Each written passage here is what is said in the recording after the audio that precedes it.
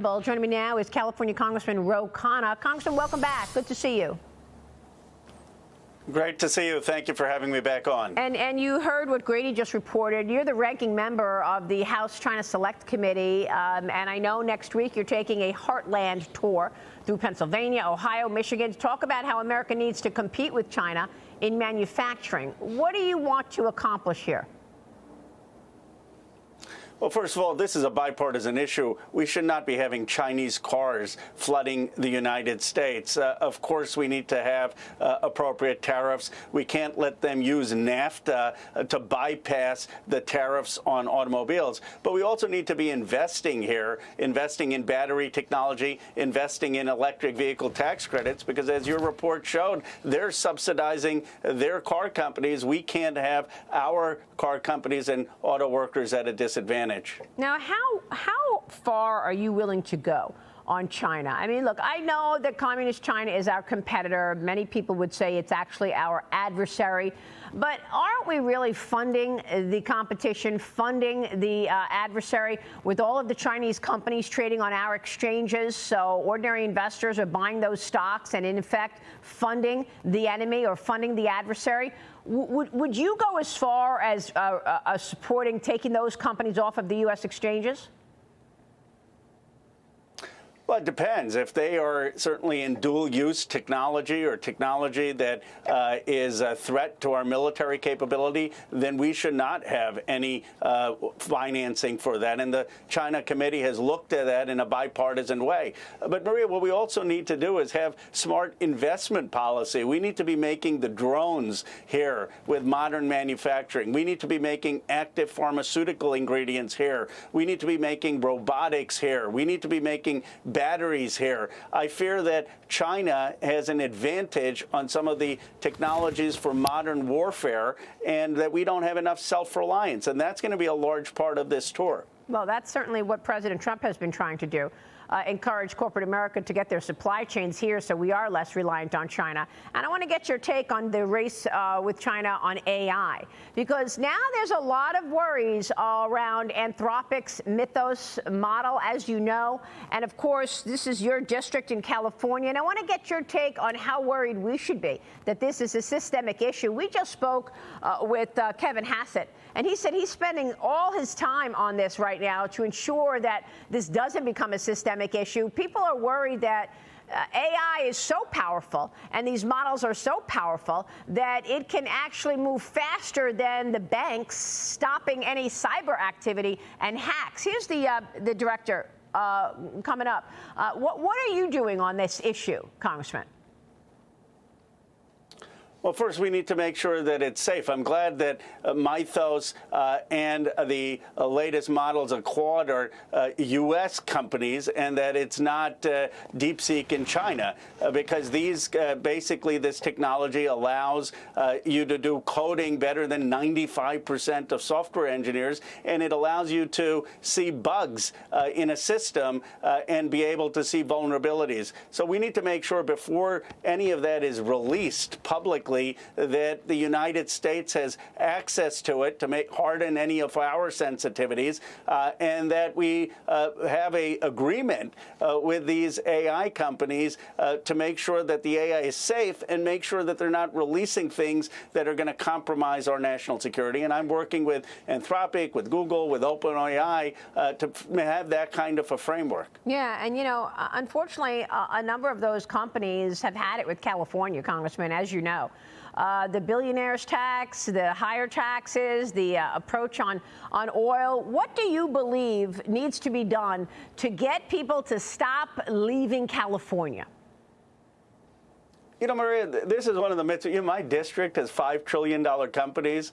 It's worth almost $20 trillion. Literally 1/3 of the stock market that you talk about is in my 50-mile radius. The AI revolution is happening in my district. My concern is the heartland of this country, the South, where 70% of people believe the American dream is dead, where we've lost 82,000 manufacturing jobs, where our trade deficit now on goods is actually higher than it was in 2024, where we've had record foreign farm bankruptcies, 315 farm bankruptcies over 215 in the past. What are we doing to create good jobs? I'm calling for a national industrial bank. I'm calling for building 1,000 new trade schools. I'm calling for building tech institutes across America. Let's have a Marshall Plan, not for Europe, but for America, and let's make that bipartisan. Yeah, no, I think there are a lot of bipartisan issues to talk about with regard to a number of states, but it's not just taxes that people complain about in California. You mentioned all, very important items in terms of the wealth in California, but that wealth is leaving, Congressman. I mean, look, there's the proposed 2026 billionaire tax targeting fortunes over $1 billion. Taxes are only part of it, right? I mean, wealthy individuals and executives are pointing to heavy regulation, cost of living, housing prices, crime concerns, the ability to work remotely from low-tax states like Texas and Florida. I mean, why do you think so many people are leaving California and going to Florida? Well, it's just not true that the investment or technology is leaving. You can come to my district. I can show you around. We've had more record wealth generation with people like Jensen, NVIDIA, Anthropic, and Tesla, with companies like Google and Apple and OpenAI. But it is true to say that cost of living is an issue.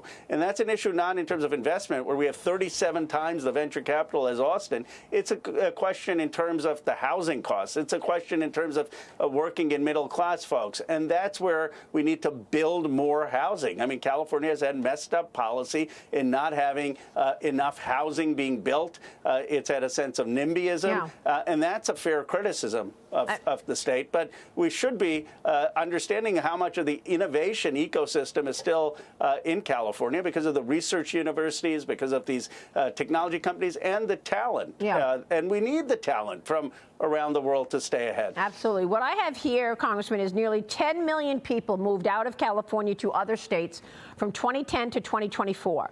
While about 7 million moved in from elsewhere in the United States. So, you've got cross migration. But since the pandemic, the trend actually accelerated. California's population fell by roughly 500,000 between 2020 and 2022. This is according to the census in terms of what's going on. But how surprised are you to see somebody like Steve Hilton leading the polls for the next governor of California?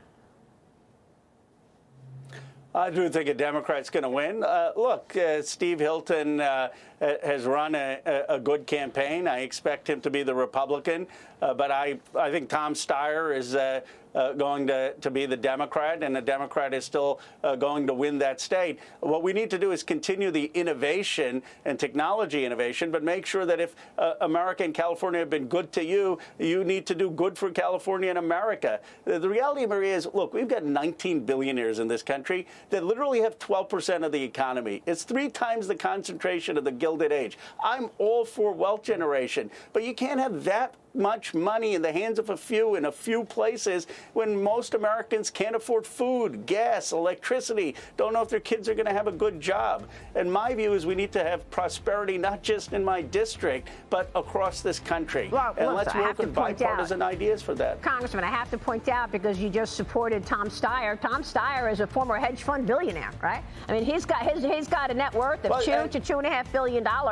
and he's a former hedge fund billionaire. No problem. He founded Farallon Capital before he pivoted to climate activism, right? Absolutely. And FDR and John F. Kennedy were very wealthy, but they believed that there was a social contract, that you build wealth and then you make sure everyone has a good job, has health care, child care. That's all I'm saying. I'm not against wealth generation. I just want folks I grew up with in Pennsylvania and Ohio and Michigan, for people in communities that were hollowed out to have a shot at economic independence and economic success. We can do that. It's all very important issues, because we're watching how this billionaire's tax plays out in California, and we're not sure if it's going to happen in New York as well. And you've got people like Mamdani making proposals of pied-à-terre tax and perhaps an exit tax. So top of mind. Congressman, great to get your thoughts on all of that. Thank you, sir. Thank you, Maria. All right, Khanna joining us. We'll be right back.